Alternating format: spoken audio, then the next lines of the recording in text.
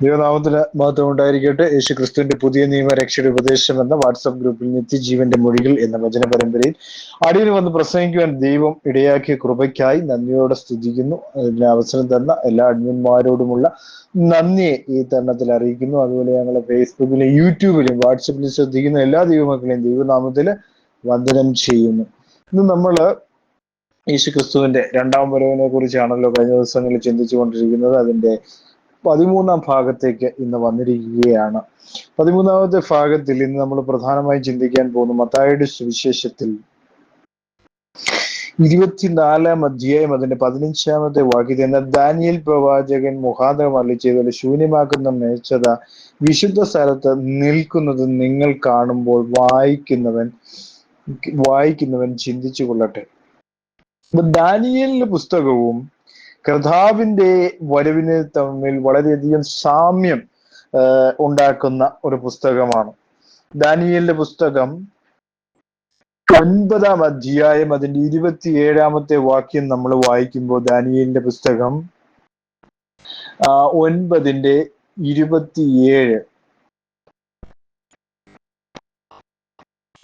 9-ാം അധ്യായം 27-ാമത്തെ വാക്യം 27-ാമത്തെ വാക്യത്തിൽ അവൻ ഒരു ആഴ്ചവട്ടത്തേക്ക് പലരോടും നിയമത്തെ കഠിനമാക്കും. ആഴ്ചവട്ടത്തിന്റെ മധ്യേ അവൻ ഹനനയാകവും ഭോജനയാകവും നിർത്തലാക്കുകയും മ്ലേച്ഛതകളുടെ ചിറയുമേൽ ശൂന്യമാക്കുന്നവൻ വരും. നിർണയിക്കപ്പെട്ടിരിക്കുന്ന സമാപ്തിയോളം ശൂന്യമാക്കുന്നവന്റെ മേൽ കോപം ചൊരിയും. അതുപോലെ തന്നെ 11:31 നമ്മൾ വായിക്കുന്നു. 11-ാം അധ്യായം അതിന് 31-ാമത്തെ വാക്യത്തിൽ നമ്മൾ വായിക്കുന്നു. 31-ാമത്തെ വാക്യത്തിൽ അവൻ അയച്ച സൈന്യങ്ങൾ അണിനിരന്നു വിശുദ്ധ മന്ദിരമായ കോട്ടയെ അശുദ്ധമാക്കി നിരന്തര ഹോമം നിർത്തൽ ചെയ്ത് ശൂന്യമാക്കുന്ന മ്ലേച്ഛബിംബത്തെ പ്രതിഷ്ഠിക്കും. 11:31 നമ്മൾ കാണുന്നു. 12:11 വായിക്കുന്നു. 12:11 കാണുന്നു നിരന്തര ഹോമയോഗം നിർത്തലാക്കുകയും ശൂന്യമാക്കുന്ന മ്ലേച്ഛബിംബത്തെ പ്രതിഷ്ഠിക്കുകയും ചെയ്യുന്ന കാലം മുതൽ 1290 ദിവസം ചെല്ലുമെന്ന് അവിടെ രേഖപ്പെടുത്തിയിരിക്കുന്നു. അപ്പൊ നമ്മളിവിടെ മനസ്സിലാക്കേണ്ടത് ദാനിയേലിന്റെ പ്രവചനവും കർത്താവിന്റെ വരവും തമ്മിൽ വളരെയധികം സാമ്യമുണ്ട്. നമ്മള് നെബൂഖദ്നേസർ രാജാവിനെ കുറിച്ച് പഠിക്കുമ്പോ നെബൂഖദ്നേസർ രാജാവ്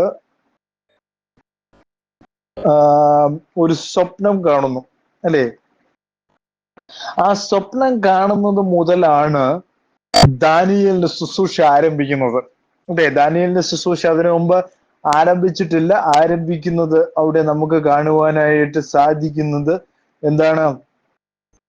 ദാനിയേലിന്റെ പുസ്തകം 2-ാം അധ്യായം അതിന്റെ 16-ാമത്തെ വാക്യത്തിൽ ദാനിയേൽ അകത്ത് ചെന്ന് രാജാവിനോട് തനിക്ക് സമയം തരണമെന്നും താൻ രാജാവിനോട് അർത്ഥം അറിയിക്കാമെന്നും ബോധിച്ചു. പിന്നെ ദാനിയേൽ വീട്ടിൽ ചെന്ന് താൻ കൂട്ടുകാരും ബാബേലിലെ ശേഷം വിദ്വാൻമാരോടുകൂടെ നശിച്ചു പോകാതിരിക്കേണ്ടതിന് ഈ രഹസ്യത്തെ കുറിച്ച് സ്വർഗസ്വനായ ദൈവത്തിന്റെ കരുണ അപേക്ഷിപ്പാൻ തക്കവണ്ണം കൂട്ടുകാരായ ഹനന്യാവോടും മിശയാൽവനോടും അസരിയാവോടും കാര്യം അറിയിച്ചു. അപ്പൊ ദാനിയേല് ഇസ്രായേൽ ഗണത്തിൽപ്പെട്ട ഒരു വ്യക്തിത്വമായിരുന്നു. സിദേക്യാവിൻ രാജാവിന്റെ മകൻ എന്നാണ് അദ്ദേഹത്തെ കുറിച്ച് കരുതപ്പെടുന്നത്, അല്ലെ? അപ്പോ അദ്ദേഹത്തെ ഷണ്ണനായിട്ട് ബാബേലിലേക്ക് കൊണ്ടുപോവുകയാണ്, അദ്ദേഹത്തെയും കൂട്ടരെയും, അല്ലെ? അതായത് നമ്മളത് വായിക്കുമ്പോൾ ദാനിയേലിന്റെ പുസ്തകം 1-ാം അധ്യായത്തിലാണ് വായിക്കുമ്പോ അവിടെ എഴുതിയിരിക്കുന്നുണ്ട്. 1-ാം അധ്യായം അതിന്റെ 3-ാമത്തെ വാക്യം. അനന്തരം രാജാവ് തന്റെ ഷണ്ണന്മാരിൽ പ്രധാനിയായ അശ്വസിനോട് ഇസ്രായേൽ മക്കൾ രാജസന്തതിയിലും കുലീനന്മാരിൽ വെച്ച് അംഗഭംഗമില്ലാത്തവനും സുന്ദരന്മാരും സകല ജ്ഞാനത്തിലും നിപുണന്മാരും അറിവിൽ സമർത്ഥന്മാരും പരിജ്ഞാനിയും രാജധാനിയിൽ പരിചരിപ്പാൻ യോഗ്യനുമായ ചില ബാലന്മാരെ വരുത്തുവാനും അവരെ കൽദയന്മാരുടെ വിദ്യയും ഭാഷയും അഭ്യസിപ്പാനും കൽപ്പിച്ചു. അപ്പോൾ രാജാവ് അവർക്ക് രാജഭോജനത്തിൽ നിന്നും താൻ കുടിക്കുന്ന വീഞ്ഞിൽ നിന്നും നിത്യവൃത്തി നിയമിച്ചു. ഇങ്ങനെ അവരെ 3 സംവത്സരം വളർത്തിയിട്ട് അവർ രാജസന്നിധിയിൽ നിൽക്കണമെന്ന് കൽപ്പിച്ചു. അവരുടെ കൂട്ടത്തിൽ ദാനിയേൽ ഹനന്യാവ്, മിഷേൽ, അസരിയാവ് എന്നീ യഹൂദ പുത്രന്മാരുണ്ടായിരുന്നു. അപ്പൊ യഹൂദ പുത്രന്മാരായിരുന്നു ദാനിയേല്, ഹനന്യാവ്, അതുപോലെ തന്നെ മിഷേൽ, അസരിയാവ് എന്നീ യഹൂദ പുത്രന്മാർ. ഈ ദാനിയേലിന്റെ പുസ്തകത്തിനുള്ള പ്രാധാന്യം വളരെ വലുതാണ് അല്ലെ. ദാനിയേലിന്റെ പുസ്തകത്തിൽ നമ്മൾ കാണുന്ന ഒരു ബിംബത്തെ രാജാവ് സ്വപ്നം കാണും. അതുപോലെ ബിംബം ഉണ്ടാക്കാനും അവരോട് പറയുന്നുണ്ട് 3-ാം അധ്യായത്തില്. അപ്പൊ ആ സ്വപ്നത്തിൽ കാണുന്ന ബിംബം, അതായത് നെബൂഖദ്നേസർ രാജാവ് പൊന്നുകൊണ്ടൊരു ബിംബം ഉണ്ടാക്കിയെന്ന് 3-ാം അധ്യായം 1-ാം വാക്യത്തിൽ നമ്മൾ കാണുന്നു. കാരണം 2:16 കാണുന്നു ദാനിയേൽ അകത്ത് ചെന്ന്, അല്ലെ, ദാനിയേൽ അകത്ത് ചെന്ന് രാജാവിനോട് തനിക്ക് സമയം തരണമെന്നും താൻ രാജാവിനോട് അർത്ഥം അറിയിക്കാമെന്നും ബോധിപ്പിച്ചു. പിന്നെ ദാനിയേൽ വീട്ടിൽ ചെന്ന് താനും കൂട്ടുകാരും ബാബേലിന് ശേഷം വിദ്വാൻമാരുടെ കൂടെ നശിച്ചു പോകാതിരിക്കണമെന്ന് ഈ രഹസ്യത്തെ കുറിച്ച് സ്വർഗസ്നായ ദൈവത്തിന്റെ കരുണയെ അപേക്ഷിപ്പാൻ തക്കവണ്ണം കൂട്ടുകാരായ ഹനന്യാവോടും മീശേലിനോടും അസരിയാവിനോടും കാര്യമറിയിച്ചു. അങ്ങനെ ഈ രഹസ്യം ദാനിയേൽ രാത്രി ദർശനത്തിൽ വെളിപ്പെട്ടു. ദാനിയേൽ സ്വർഗസ്നായ ദൈവത്തെ സ്തുതിച്ചു പറഞ്ഞ ദൈവത്തിന്റെ നാമം എന്നേക്കും സ്തുതിക്കപ്പെടുമാറാകട്ടെ. ജ്ഞാനവും ബലവും അവനുള്ളതല്ലോ. അവൻ കാലങ്ങളെയും സമയങ്ങളെയും മാറ്റുന്നു. അവൻ രാജാക്കന്മാരെ നീക്കുകയും രാജാക്കന്മാരെ വാഴിക്കുകയും ചെയ്യുന്നവൻ. ജ്ഞാനികൾക്ക് ജ്ഞാനവും വിവേകികൾക്ക് ബുദ്ധിയും കൊടുക്കുന്നു. അവൻ അഗാധവും ഗൂഢമായത് വെളിപ്പെടുത്തുന്നു. അവൻ ഇരുട്ടിലുള്ളത് അറിയുന്നു. വെളിച്ചം അവനോടുകൂടെ വസിക്കുന്നു. എന്റെ പിതാക്കന്മാരുടെ ദൈവമായുള്ളവൻ, നീ എനിക്ക് ജ്ഞാനവും ബലവും തന്നു. ഞങ്ങൾ നിന്നോട് അപേക്ഷിച്ചത് ഇപ്പോൾ എന്നെ അറിയിച്ചു. രാജാവിന്റെ കാര്യം ഞങ്ങൾക്ക് വെളിപ്പെടുത്തിയിരിക്കുന്നതുകൊണ്ട് ഞാൻ നിന്നെ സ്തുതിക്കുന്നു. അതുകൊണ്ട് ദാനിയേൽ ബാബേലിലെ വിദ്വാൻമാരെ നശിപ്പാൻ രാജാവ് നിയോഗിച്ചിരുന്ന അരേഖ്യുവിന്റെ അടുക്കൽ നിന്ന് അവനോട് ബാബേലിലെ വിദ്വാൻമാരെ കൊണ്ടുപോകണം, ഞാൻ രാജാവിനെ അർത്ഥം ബോധിപ്പിക്കാമെന്ന് പറഞ്ഞു. അരിയോക്ക് ദാനിയേലിനെ വേഗം രാജസന്നിധിയിൽ കൊണ്ടുചെന്ന് രാജാവിനെ അർത്ഥം ബോധിപ്പിക്കേണ്ടതിന് യഹൂദ പ്രവാസികളിൽ ഒരുത്തനെ ഞാൻ കണ്ടെത്തിയിരിക്കുന്നു എന്ന് ഉണർത്തിച്ചു. ബേൽസസർ എന്ന പേരുള്ള ദാനിയേലിനോട് രാജാവ്, ഞാൻ കണ്ട സ്വപ്നവും അർത്ഥവും അറിയിപ്പാൻ നിനക്ക് കഴിയുമോ എന്ന് ചോദിച്ചു. ദാനിയേൽ രാജസന്നിധിയിൽ ഉത്തരം ബോധിപ്പിച്ചു. രാജാവ് ചോദിച്ച ഗുപ്തകാര്യം വിദ്വാൻമാർക്കും ആഭിചാരകന്മാർക്കും മന്ത്രവാദികൾക്കും ശകുനവാദികൾക്കും രാജാവിനും അറിയിപ്പാൻ കഴിയുന്നതല്ല. എങ്കിലും രഹസ്യങ്ങളെ വെളിപ്പെടുത്തുന്ന ഒരു ദൈവം സ്വർഗത്തിലുണ്ട്. അവൻ ഭാവി കാലത്ത് സംഭവിക്കാനിരിക്കുന്ന നെബൂഖദ്നേസർ രാജാവിനെ അറിയിച്ചിരിക്കുന്നു. അപ്പൊ ഭാവി കാലത്ത് സംഭവിക്കാനിരിക്കുന്ന കാര്യങ്ങളാണ് അല്ലെ. അപ്പൊ ഭാവി കാലത്ത് സംഭവിക്കാൻ പോകുന്ന കാര്യങ്ങളെ കുറിച്ച് സ്വർഗത്തിലുള്ള ദൈവം വെളിപ്പെടുത്തുന്നു. അതായത് ദാനിയേൽ ഏകദൈവ വിശ്വാസിയായിരുന്നു. ഇന്നത്തെ കാലത്തെ പോലെ തൃത്വക്കാരെയും ത്രിയേക ദൈവത്തെയും 3 ദൈവങ്ങൾ കൂടിയും 3 വ്യക്തികളെ കൂടിയവരെയും ആരാധിക്കുന്ന ആളായിരുന്നില്ല ദാനിയേൽ പ്രവാചകൻ, അല്ലെങ്കിൽ ദാനിയേൽ എന്ന അല്ലെങ്കിൽ ദാനിയേൽ എന്ന ജ്ഞാനിയായ മനുഷ്യൻ അല്ലെ. ദൈവം കൊടുത്ത ജ്ഞാനവുമായി അവൻ പല ജ്ഞാനങ്ങളും രഹസ്യങ്ങളും അവൻ വെളിപ്പെടുത്തി എന്നുള്ളതാണ് അല്ലെ. രാജാവ് അത് കണ്ട ദർശനം വലിയൊരു ബിംബം, വലിപ്പമേറിയതും വിശേഷ ശോഭയുള്ളതായ ബിംബം തിരുമുമ്പിൽ. അതിന്റെ രൂപം ഭയങ്കരമായിരുന്നു. ബിംബത്തിന്റെ തല തങ്കം കൊണ്ടും നെഞ്ചും കൈയും വെള്ളി കൊണ്ടും വയറും അരയും താമ്രം കൊണ്ടും തുട ഇരുമ്പ് കൊണ്ടും കാൽപാതി ഇരുമ്പ് കൊണ്ടും പാതി കളിമണ്ണ് കൊണ്ടും ആയിരുന്നു. തിരുമനസ് കൊണ്ടിരിക്കുമ്പോൾ കൈ തൊടാതെ കല്ല് പറഞ്ഞു വന്നു ബിംബത്തെ ഇരുമ്പും കണ്ണും കൊണ്ടുള്ള കാലിൽ അടിച്ച് തകർത്ത് കളഞ്ഞു. ഇരുമ്പും കളിമണ്ണും താമ്രവും വെള്ളിയും പൊന്നും ഒരുപോലെ തകർന്നു വേനൽക്കാലത്ത് കളത്തിലെ പതിർ പോലെയായി തീർന്നു. ഒരിടത്തും താങ്ങാവണ്ണം കാറ്റ് അവയെ പറപ്പിച്ചു കൊണ്ടുപോയി. ബിംബത്തെ അടിച്ച കല്ല് ഒരു മഹാപർവ്വതമായി തീർന്നു, ഭൂമിയിലൊക്കെയും നിറഞ്ഞു. ഇത് ഇത്ര സ്വപ്നവും അർത്ഥവും അടിയങ്ങൾ തിരുമനസിനെ അറിയിക്കാൻ. രാജാവിനെ തിരുമനസ്സുകൊണ്ട് രാജാതി രാജാവാകുന്നു. സ്വർഗസ്നായ ദൈവം തിരുമനസ്സിന്റെ രായത്വവും ഐശ്വര്യവും മഹത്വവും നൽകിയിരിക്കുന്നു. മനുഷ്യർ പാർക്കുന്നിടത്തൊക്കെ അവരെ കാട്ടിലെ മൃഗങ്ങളെയും ആകാശത്തെ പക്ഷികളെയും അവൻ തൃക്കൈയിൽ തന്നു. എല്ലാറ്റിനും തിരുമനസ്സിനെ അധിപതിയാക്കിയിരിക്കുന്നു. പൊന്നുകൊണ്ടുള്ള തല തിരുമനസ് കൊണ്ട് തന്നെ. തിരുമനസ്സിന് ശേഷം തിരുമേനിയേക്കാൾ താണതും വലുതായ രാജ്യത്വം സർവ്വഭൂമിയിലും വാഴാനിരിക്കുന്ന താമ്രം കൊണ്ടുള്ള 3-മതൊരു രാജ്യത്വം ഉത്ഭവിക്കും. 4-മത്തെ രാജ്യത്വം ഇരുമ്പ് പോലെ ഇരുമ്പ് പോലെ ബലമുള്ളതായിരിക്കും. ഇരുമ്പ് സകലത്തെയും തകർത്ത് കീഴടക്കുന്നുവല്ലോ. ഇങ്ങനെ തകർക്കുന്ന ഇരുമ്പ് പോലെയുള്ള അത് അവയൊക്കെയും ഇടിച്ച് തകർത്ത് കളയും. കാലും വിരലും പാതി കളിമണ്ണും പാതി ഇരുമ്പും കൊണ്ടുള്ളതായി കണ്ടതിന്റെ താല്പര്യവും അത് ഭിന്ന രാജ്യത്വമായിരിക്കും. എങ്കിലും ഇരുമ്പും കളിമണ്ണും ഇടകലർന്നതായി കണ്ടതുപോലെ അതിൽ ഇരുമ്പിനുള്ള ബലം കുറെ ഉണ്ടായിരിക്കും. കാൽവിരൽ പാതി ഇരുമ്പ് പാതി കളിമണ്ണ് കൊണ്ടും ആയിരുന്നത് പോലെ രാജ്യത്വം ഒട്ടും ബലമുള്ളതും ഒട്ടും ഉടഞ്ഞു പോകുന്നതും ആയിരിക്കും. ഇരുമ്പ് കളിമണ്ണും ഇടകലർന്നതായി കണ്ടതിന്റെ താല്പര്യമോ അവർ മനുഷ്യ ബീജത്താൽ തമ്മിൽ ഇടകലരുമെങ്കിലും ഇരുമ്പും കളിമണ്ണും തമ്മിൽ ചേരാതിരിക്കുന്ന പോലെ അവർ തമ്മിൽ ചേരുകയില്ല എന്ന് അവിടെ പറയുന്നു. അപ്പൊ ഇവിടെ നമ്മൾ കാണുന്നത് ഒരു കൂട്ടം സാമ്രാജ്യങ്ങൾ വരുന്നതിനെ കുറിച്ചാണ് ദാനിയേൽ ഇവിടെ പ്രവചിക്കാനായിട്ട് പോകുന്നത്, അല്ലെ? അവിടെ തല എന്ന് പറയുമ്പോൾ ബാബേൽ സാമ്രാജ്യത്തെയാണ് അവിടെ ഉദ്ദേശിക്കുന്നത്. അതിനുശേഷം വന്ന സാമ്രാജ്യങ്ങളെ കുറിച്ച് പഠിക്കുമ്പോൾ നമ്മൾ മനസ്സിലാക്കേണ്ട ഏറ്റവും വലിയൊരു കാര്യം എന്ന് പറയുന്നത് കർത്താവിന്റെ സമയം വരെയും, അല്ലെ, കർത്താവിന്റെ ആദ്യ വരവിൽ ഏത് സാമ്രാജ്യമായിരുന്നു എന്ന് വരെയും ദാനിയേലിന് വളരെ വ്യക്തമാണ്. കർത്താവിന്റെ വരവും അതുപോലെ തന്നെ കർത്താവ് വരും, അല്ലെ, ജനത്തെ പാപങ്ങളിൽ നിന്ന് വെടിവെക്കാനായിട്ട് അവന്റെ ഒന്നാമത്തെ വരവിനെ കുറിച്ചും ദാനിയേൽ പ്രവാചകൻ പ്രവചിച്ചു വച്ചിരിക്കുന്നത് നമുക്ക് കാണാനായിട്ട് സാധിക്കും. അപ്പൊ കർത്താവിന്റെ വരവിനോടുള്ള ബന്ധത്തിൽ ദാനിയേലിന്റെ പുസ്തകം പഠിക്കുന്നത് വളരെ നല്ലതാണ്. കാരണം അത് വെളിപ്പാട് പുസ്തകവുമായി വളരെയധികം ബന്ധപ്പെട്ട് കിടക്കുന്ന പല കാര്യങ്ങളും ദാനിയേലിന്റെ പുസ്തകത്തിലുണ്ട്, അല്ലെ? കർത്താവിന്റെ വരവിനെ സംബന്ധിച്ചെന്ന് പറയുമ്പോൾ തന്നെ നമ്മൾ സാമ്രാജ്യങ്ങളെ കുറിച്ച് പഠിക്കുമ്പോൾ പ്രധാനമായിട്ടും ഇപ്പൊ നമ്മൾ വായിച്ച സ്ഥലത്ത് 2-ാം അധ്യായത്തിൽ നമ്മൾ കണ്ടു തിരുമനസിനെ അധിപനാക്കിയിരിക്കുന്നു, അല്ലെ? 2-ാം അധ്യായം ദാനിയേൽ 2-ാം അധ്യായം അതിന്റെ 39-ാം വാക്യത്തിലേക്ക് വരുമ്പോ 39-ാമത്തെ വാക്യത്തിൽ നമ്മൾ വായിക്കുന്നു,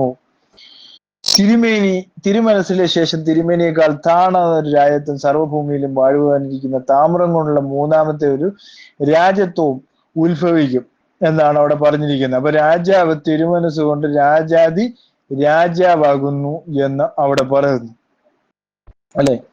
അപ്പൊ ഈ രാജാവ് എന്ന് പറയുമ്പോൾ നെബൂഖദ്നേസർ രാജാവിനെ സ്വർണ്ണത്തലയായിട്ടാണ് ഈ ബിംബത്തിൽ നമുക്ക് കാണാൻ കഴിയുന്നു. ഇത് ബാബേൽ സാമ്രാജ്യത്തെ കാണിക്കുന്ന ഒന്ന് തന്നെയാണ്. അപ്പൊ നമ്മൾ ഓരോ സാമ്രാജ്യങ്ങളെ കുറിച്ച് പഠിച്ചു വരുമ്പോ ഇന്ന് വരെയുമുള്ള സാമ്രാജ്യങ്ങളെ കുറിച്ച് നമ്മൾ പഠിക്കുമ്പോൾ തന്നെ കർത്താവിന്റെ വരവിൽ ഏത് സാമ്രാജ്യമായിരിക്കും, അല്ലെ, നിലനിൽക്കുന്നത്, അല്ലെങ്കിൽ ഇന്നും ഒരു സാമ്രാജ്യമുണ്ടോ എന്ന് നമ്മൾ പലപ്പോഴും പഠിക്കേണ്ട ഒരു വസ്തുത തന്നെയാണ്, അല്ലെ? നമ്മളിപ്പോ പറയുമ്പോൾ തന്നെ ഈ ദാനിയേലിന്റെ ഈ പുസ്തകത്തിൽ തന്നെ നമുക്ക് മനസ്സിലാക്കാൻ കഴിയുന്നു ഒരു വലിയൊരു സാമ്രാജ്യം, അല്ലെ? ഓരോ സാമ്രാജ്യം ഓരോ കാലഘട്ടത്തിലും ഇങ്ങനെ മാറി മറിഞ്ഞ് വന്നതായിട്ട് നമുക്ക് കാണാൻ കഴിയുന്നുണ്ട്, അല്ലെ? അപ്പൊ ഓരോ സാമ്രാജ്യങ്ങളെ കുറിച്ചും നമ്മൾ പഠിക്കണം. ആ സാമ്രാജ്യങ്ങൾ ഏതൊക്കെയാണ് എന്ന് നമ്മൾ മനസ്സിലാക്കുമ്പോൾ അതിനെക്കുറിച്ച് പ്രധാനമായിട്ടും പഠിക്കുമ്പോൾ ബാബിലോൺ സാമ്രാജ്യമാണ് സ്വർണ്ണ സാമ്രാജ്യം എന്ന് പറയുന്നത്. അതുപോലെ തന്നെ മേദിയ പാർസിയ എന്ന് പറയുമ്പോൾ അവിടെ വെള്ളി, താമ്രം കൊണ്ടുള്ളത് ഗ്രീസിനെ കുറിച്ചാണ് പറയുന്നത്, ഇരുമ്പ് റോം. അപ്പോ ഇങ്ങനെ 4 സാമ്രാജ്യങ്ങളെ കുറിച്ച് വളരെ വ്യക്തമായിട്ട് അവിടെ രേഖപ്പെടുത്തിയിരിക്കുന്നു ആ സ്വപ്നത്തിൽ, അല്ലെ? ഒന്നാമത്തെ സ്വർണം കൊണ്ടുള്ളത്, 2 വെള്ളി കൊണ്ടുള്ളത്, താമ്രം കൊണ്ടുള്ളത്, ഇരുമ്പ് കൊണ്ട് ഉള്ളത്. പിന്നെ നമ്മൾ പഠിക്കുമ്പോൾ അവിടെ നമ്മൾ അധ്യായം 7 നമ്മൾ പഠിക്കുമ്പോൾ 7-ാം അധ്യായത്തിൽ നമ്മൾ കാണുന്നു ബാബിലോൺ സാമ്രാജ്യ സിംഹമായിട്ട് കാണുന്നു, മേദിയ പാർസിയെ കരടിയോട് ബന്ധപ്പെടുത്തി കാണിക്കുന്നു, ഗ്രീസിനെ പുള്ളിപ്പുലിയോട് സാദൃശ്യപ്പെടുത്തിയിരിക്കുന്നു, അതുപോലെ തന്നെ റോമിനെ 10 കൊമ്പുള്ള മൃഗമായിട്ട് കാണിച്ചിരിക്കുന്നു.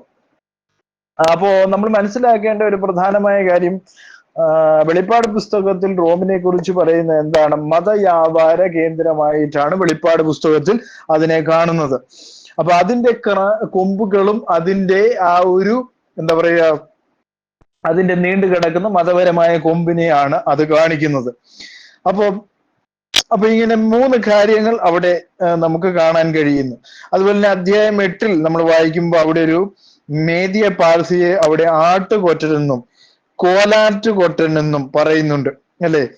അവിടെ നമ്മൾ 11-ാം അധ്യായത്തിൽ നമ്മൾ പഠിക്കുമ്പോൾ വടക്കേ ദേശത്തിലെ രാജാവ്, അത് ഗ്രീസിനെ കുറിച്ചാണ് അത് രേഖപ്പെടുത്തിയിരിക്കുന്നത്. വടക്കേ ദേശത്തെ കുറിച്ച് അവിടെ കാണുന്നു.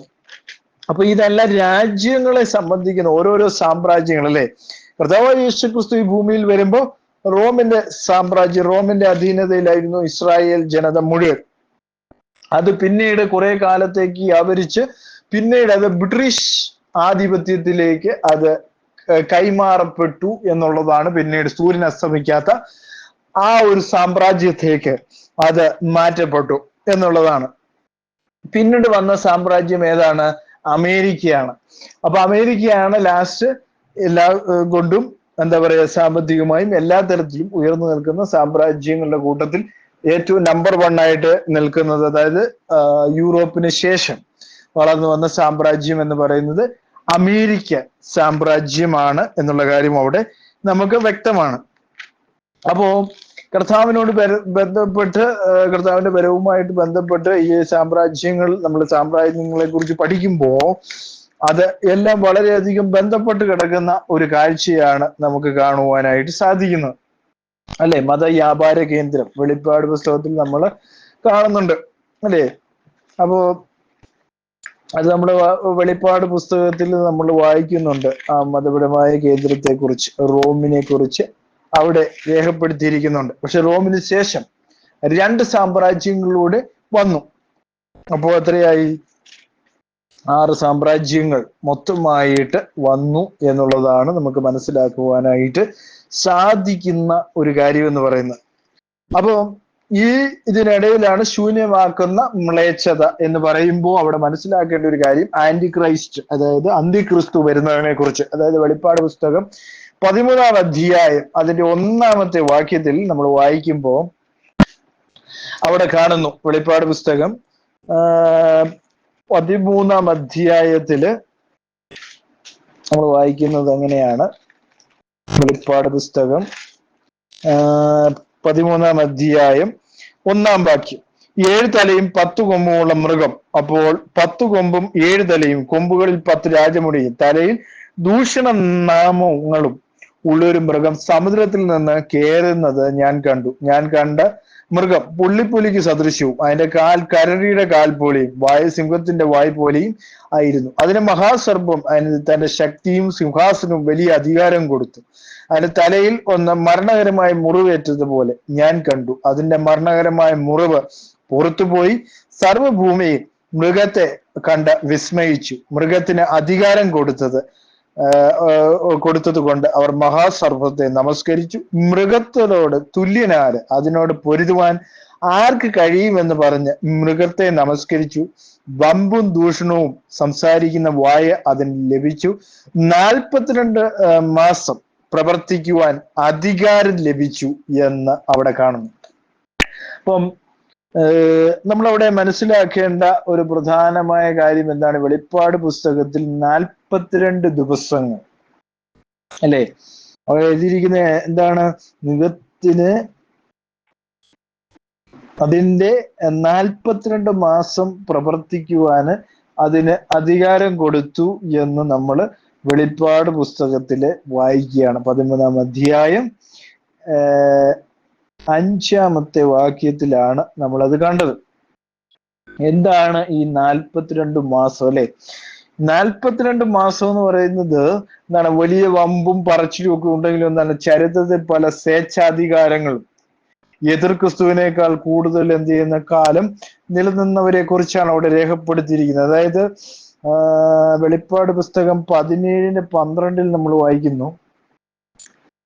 വെളിപ്പാട് പുസ്തകം 17:12 12-ാമത്തെ വാക്യത്തിൽ എഴുതിയിരിക്കുകയാണ്, നീ കണ്ട 10 കൊമ്പ് 10 രാജാക്കന്മാർ, അവർ ഇതുവരെയും രായത്വം പ്രാപിച്ചിട്ടില്ല. മൃഗത്തോട് ഒന്നിച്ച് ഒരു നാഴിക നേരത്തേക്ക് രാജാക്കന്മാരെ അധികാരം പ്രാപിക്കുന്നതാനും. ഇവർ ഒരേ അഭിപ്രായമുള്ളവർ, തങ്ങളുടെ ശക്തിയും അധികാരവും മൃഗത്തിന് ഏൽപ്പിച്ചു കൊടുക്കുന്നു എന്ന് അവിടെ കാണുന്നു. 42 മാസത്തെ കുറിച്ച് നമ്മൾ പഠിക്കുമ്പോൾ വെളിപ്പാട് പുസ്തകം 11-ാം അധ്യായം, വെളിപ്പാട് പുസ്തകം 11-ാം അധ്യായം 2 മുതൽ 3 വരെയുള്ള വാക്യങ്ങളിൽ എഴുതിയിരിക്കുകയാണ്, ആലയത്തിന് പുറത്തുള്ള പ്രകാരം അളക്കാതെ വിട്ടേക്ക, അത് ജാതികൾക്ക് കൊടുത്തിരിക്കുന്നു, അവർ വിശുദ്ധ നഗരത്തെ 42 മാസം ചവിട്ടും. 3-ാം വാക്യത്തിൽ, അന്ന് ഞാൻ എന്റെ 2 സാക്ഷികൾക്ക് വരം നൽകും, അവർ രട്ടുടുത്ത് കൊണ്ട് 1230 ദിവസം പ്രവചിക്കും എന്ന് അവിടെ രേഖപ്പെടുത്തിയിരിക്കുന്നു. 12-ന്റെ 6 വരുമ്പോ 12-ാം അധ്യായം 6-ാം വാക്യം, വെളിപ്പാട് പുസ്തകം 12-ാം അധ്യായം 6-ാം വാക്യം, സ്ത്രീ മരുഭൂമിയിലേക്ക് ഓടിപ്പോയി, അവിടെ അവളെ 1230 ദിവസം പോറ്റേണ്ട ദൈവം ഒരുക്കിയ ഒരു സ്ഥലം അവൾക്കുണ്ട് എന്ന് അവിടെ കാണുന്നു. അപ്പം ഇവിടെ പറയുന്ന സ്ത്രീ എന്ന് പറയുമ്പോൾ ഇസ്രായേലിലുണ്ട്, അതുപോലെ തന്നെ അവിശ്വാസികളായ ഒരു കൂട്ടത്തെയുമാണ് ഇത് പ്രതിദാനം ചെയ്യുന്നതെന്ന് വളരെ വ്യക്തമായിട്ടും ഉറപ്പായ ഒരു കാര്യം തന്നെയാണ്. അതിന്റെ 14-ാമത്തെ വാക്യത്തിലേക്ക് വരുമ്പോൾ, 14-ാമത്തെ വാക്യത്തിൽ 12-ന്റെ 14 നമ്മൾ വായിക്കുന്ന വെളിപ്പാട് പുസ്തകം 12-ന്റെ 14, അപ്പോൾ സ്ത്രീക്ക് മരുഭൂമിയിൽ തന്റെ സ്ഥലത്തേക്ക് പറന്നു പോകേണ്ടതിന് വലിയ കഴുകന്റെ 2 ചിറക് ലഭിച്ചു. അവിടെ അവൾ സർപ്പത്തോട് അകലെ 1 കാലവും 2 കാലവും അരക്കാലവും പോറ്റി രക്ഷിച്ചു എന്നും, സർപ്പ സ്ത്രീയെ ഒഴുകി കളയേണ്ടതിന് അവളുടെ പിന്നാലെ തന്റെ വായിൽ നദി പോലെ ഒരു വെള്ളം ചാടിച്ചു എന്ന് അവിടെ നമുക്ക് കാണുവാനായിട്ട് സാധിക്കുന്നു.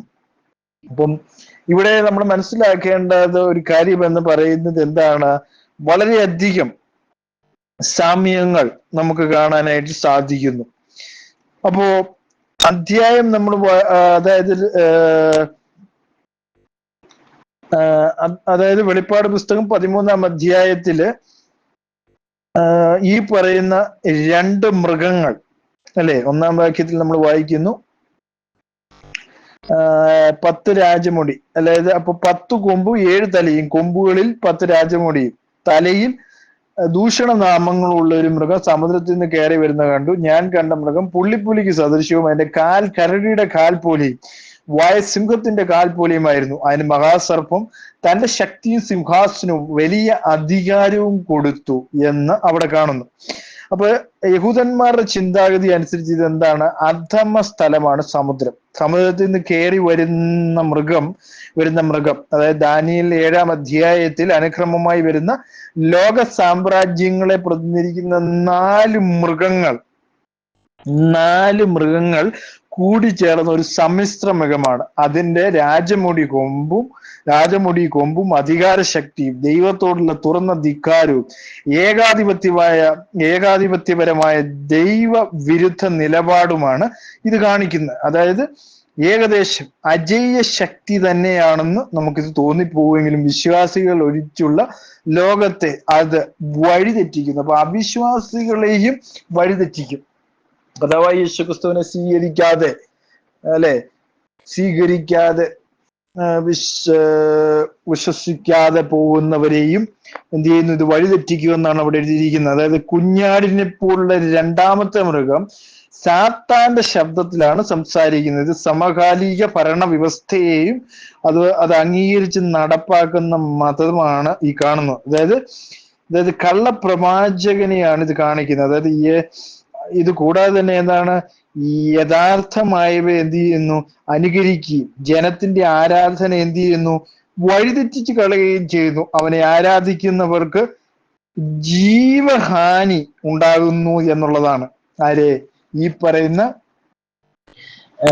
മൃഗത്തെ അല്ലെ, ഈ മൃഗത്തെയും അവന്റെ മതം എന്ന് പറയുന്ന അവന്റെ അഭിപ്രായത്തെയും മാനിക്കുന്നവർക്ക് എന്തുണ്ടാകുന്നു, ജീവഹാനി ഉണ്ടാവും എന്നാണ് എഴുതിയിരിക്കുന്നത്. മറ്റുള്ളവർക്ക് അവരുടെ സന്മാർഗം നഷ്ടമാകുന്നു. യോഹന്നാനെ സംബന്ധിച്ചുള്ള ഇത് കൈസറെ ആരാധിക്കുന്നതും റോമൻ സാമ്രാജ്യവുമാണ്. എന്നുള്ളതാണ് നമ്മൾ മനസ്സിലാക്കണം. പക്ഷെ ഓരോ കാലത്തും അവയ്ക്ക് എന്താണ് തുല്യമായ ആരാധനകൾ ഓരോ കാലഘട്ടങ്ങളിലും ഉണ്ടായിക്കൊണ്ടേയിരിക്കും എന്നുള്ളതാണ് നമ്മൾ മനസ്സിലാക്കേണ്ട ഏറ്റവും വലിയൊരു കാര്യം എന്ന് പറയുന്നത്. അപ്പൊ വെളിപ്പാട് പുസ്തകം എഴുതുമ്പോൾ യോഹന്നാന് പോലും പൂർണ്ണമായിട്ടും പല കാര്യങ്ങളും എന്ത് ചെയ്യുന്നില്ല, മനസ്സിലാകുന്നുണ്ടായിരുന്നില്ല എന്നുള്ളതാണ് പ്രധാനമായ കാര്യം എന്ന് പറയുന്നത്. യോഹന്നാൻ ഇത് എഴുതി വെച്ചെന്ന് പറഞ്ഞാലും വരാനുള്ള കാര്യങ്ങൾ നമ്മൾ എന്ത് ചെയ്യണം, ഇത് മനസ്സിലാക്കേണ്ട ഒരു കാര്യം തന്നെയാണ്. ഇത് വരാൻ പോകുന്ന സംഭവങ്ങൾ, വരാൻ പോകുന്ന നാഴികകൾ, ഇവയൊക്കെയും മനസ്സിലാക്കി വരുമ്പോൾ തന്നെ അതിന് എന്ത് ചെയ്യണം, യോഹന്നാൻ പോലും ഇത് എഴുതി വെച്ചെങ്കിൽ യോഹന്നാൻ പൂർണ്ണമായിട്ടും അതിൽ ഉത്തരം കണ്ടെത്തുവാനായിട്ട് കഴിഞ്ഞില്ല. അതെന്താണ്, യോഹന്നാൻ മരിച്ചു കഴിഞ്ഞിട്ടാണ് പലതിന്റെയും പൂർത്തീകരണം സംഭവിക്കുന്നത്. അതുകൊണ്ട് തന്നെ അത് എഴുതി വെച്ചിട്ട് അവൻ കടന്നുപോയി, അല്ലെ? അവനോട് പറഞ്ഞു കൊടുത്തത് അവൻ എഴുതി. ദൈവത്തിന്റെ ആത്മാവ് അവനോട് പറഞ്ഞതെല്ലാം അവൻ ആ പുസ്തകത്തിൽ രേഖപ്പെടുത്തി എന്നുള്ളതാണ് അതിനകത്തെ പ്രധാനപ്പെട്ട കാര്യമെന്ന് പറയുന്നത്, അല്ലെ? അപ്പോ ഇവിടെയെല്ലാം നമ്മൾ മനസ്സിലാക്കേണ്ട ഒരു പ്രധാനമായ കാര്യം എന്താണ്? നമ്മൾ മനസ്സിലാക്കേണ്ട ഒരു കാര്യം എന്താണ്? കർത്താവിന്റെ വരവ് ആസന്നമായിരിക്കുന്നു. അപ്പോ ഇതിനകത്ത് നമ്മൾ മനസ്സിലാക്കണം, കർത്താവായ യേശു ക്രിസ്തുവിനെ പിൻപറ്റാത്തവരെല്ലാം ഓടിച്ചെന്ന് അങ്ങോട്ട് ചെല്ലും, ഈ പറയുന്ന ആന്റി ക്രൈസ്റ്റിന്റെ അടുക്കലേക്ക് ചെല്ലും, അല്ലെ? മൃഗത്തെ ആരാധന തുടങ്ങും എന്നുള്ളതാണ് നമുക്ക് കാണാനായിട്ട് സാധിക്കുന്നത്. അപ്പോ നമ്മൾ മനസ്സിലാക്കണം, വെളിപ്പാടിന്റെ പുസ്തകം 17:10 നമ്മൾ വായിക്കുന്നു, അവ 7 രാജാക്കന്മാരാകുന്നു, 5 പേര് വീണുപോയി, ഒരുത്തനുണ്ട്, മറ്റവൻ ഇതുവരെ വന്നിട്ടില്ല, വന്നാൽ പിന്നെ അവൻ കുറഞ്ഞ ഒന്ന് ഇരിക്കേണ്ടതാകുന്നു. ഉണ്ടായിരുന്നതും ഇല്ലാത്തതുമായ മൃഗം 8ാമത്തവനും 7ൽ ഉൾപ്പെട്ടവനും തന്നെ, അവൻ നാശത്തിലേക്ക് പോകുന്നു എന്ന് അവിടെ രേഖപ്പെടുത്തിയിരിക്കുന്നു.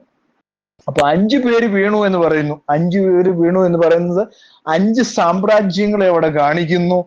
ഒരുത്തനുണ്ട് എന്ന് പറയുന്നു. അപ്പം യോഹന്നാൻ എഴുതുമ്പോ 5 പേര് വീണുപോയി. അപ്പം യോഹന്നാന് ഈ വെളിപ്പാട് പുസ്തകം എഴുതുമ്പോൾ ഉള്ളത് റോമാണ്, അല്ലെ? മറ്റവൻ ഇതുവരെയും വന്നിട്ടില്ല, അല്ലെ? അതിനുശേഷം വന്ന സാമ്രാജ്യം ഏതാണ്? യൂറോപ്യൻ സാമ്രാജ്യമാണ് അതിനുശേഷം വന്നത്, അല്ലെ? മറ്റവൻ ഇതുവരെയും വന്നിട്ടില്ല, വന്നാൽ പിന്നെ അവൻ കുറഞ്ഞു ഒന്നിരിക്കേണ്ടതാകുന്നു എന്ന് അവിടെ പറയുന്നു, അല്ലെ? 5 പേർ വീണു, ആറാമത്തെ ഒരുത്തൻ ഉണ്ടെന്ന് പറയുന്നു, ഉണ്ടായിരുന്നവൻ ഇല്ലാത്ത മൃഗ 8ാമത് 7 ഉൾപ്പെട്ടവനും 7 ഉൾപ്പെട്ടവനും തന്നെ എന്നാണ് പറഞ്ഞിരിക്കുന്നത്. അപ്പോ നമ്മൾ മനസ്സിലാക്കേണ്ട ഒരു പ്രധാനമായ കാര്യം എന്താണ്? ഇനി ഇപ്പോഴുള്ള സാമ്രാജ്യങ്ങളുമായി ബന്ധപ്പെട്ടാണ് 5 എണ്ണം വീണുപോയി, 6ാമൻ ഇവിടെ ഉണ്ട്, 7ാമത് വരുന്നത് യൂറോപ്പാണ്, 8ാമത് വരുന്ന സാമ്രാജ്യം ഏതാണ്? അമേരിക്കനാണ്.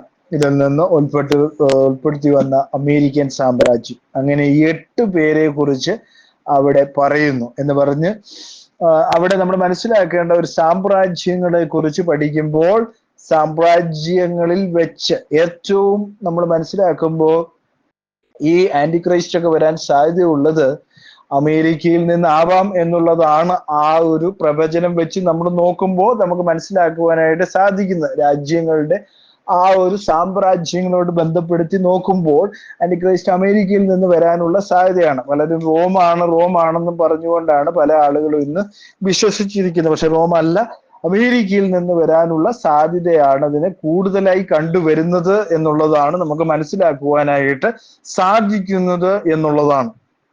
അതുകൊണ്ട് തന്നെ ഈ വചനങ്ങൾ നിങ്ങൾക്ക് അനുഗ്രഹപ്രദമായെങ്കിൽ ദൈവം നിങ്ങളെ ധാരാളമായി സമൃദ്ധിയായും അനുഗ്രഹിക്കട്ടെ. ആമേൻ.